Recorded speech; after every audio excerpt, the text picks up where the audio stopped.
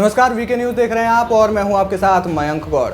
ज्ञानवापी के व्यास तहखाने में हिंदू पक्ष पूजा कर रहा है, जिसे कि वाराणसी कोर्ट से हाल फिलहाल में बड़ी जीत मिली थी और इसके बाद 30 साल बाद ज्ञानवापी मस्जिद के व्यास तहखाने में हिंदू पक्ष को पूजा करने की अनुमति मिली थी। इसी के खिलाफ सुप्रीम कोर्ट में याचिका मुस्लिम पक्ष ने दायर की थी, जिस याचिका को जिसमें अब मुस्लिम पक्ष को सुप्रीम कोर्ट ने बड़ा झटका देते हुए कहा कि व्यास तहखाने में जो पूजा है वो वैसे ही चलती रहेगी। साथ ही साथ सुप्रीम कोर्ट ने इस मामले में कई बड़ी जो है टिप्पणियां की थी और इस संबंध में सुप्रीम कोर्ट ने मस्जिद कमेटी को भी कहा था कि आप अगर वहां पर नमाज पढ़ना चाहते हैं तो आप वो कर सकते हैं, लेकिन व्यास तहखाने में जो पूजा चल रही है वो पूजा किसी भी तरीके से बाधित नहीं होगी। आपको बता दें कि सुप्रीम कोर्ट ने व्यास तहखाने में पूजा के खिलाफ मस्जिद पक्ष की याचिका पर निचली अदालत के याचिकाकर्ता शैलेंद्र व्यास को नोटिस जारी किया। ज्ञानवापी परिसर में व्यास तहखाने में पूजा के खिलाफ लगाई गई याचिका पर अब जुलाई के तीसरे हफ्ते में सुनवाई होगी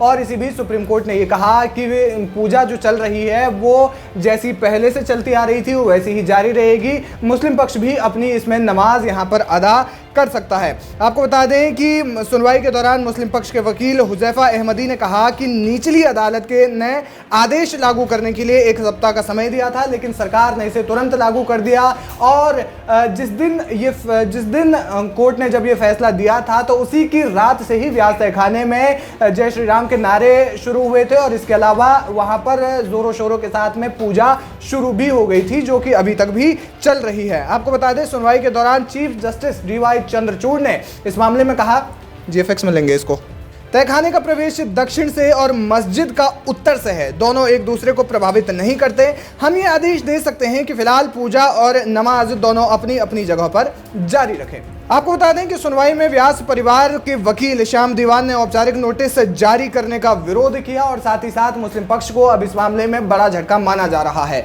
हालांकि मुस्लिम पक्ष इसमें नमाज जिस जगह पर है वहां से अदा कर सकता है।